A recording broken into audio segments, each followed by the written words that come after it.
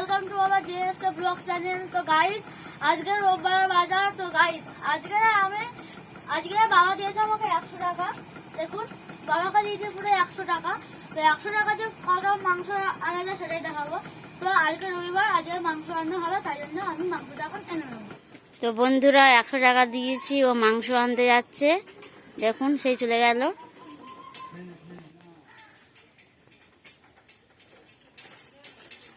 তো গাইস মাংস নিয়ে গাইস চলে এলাম। তো 100 টাকা এতটা মাংস হয়েছে। না আমার ধরো তোমার মাংস।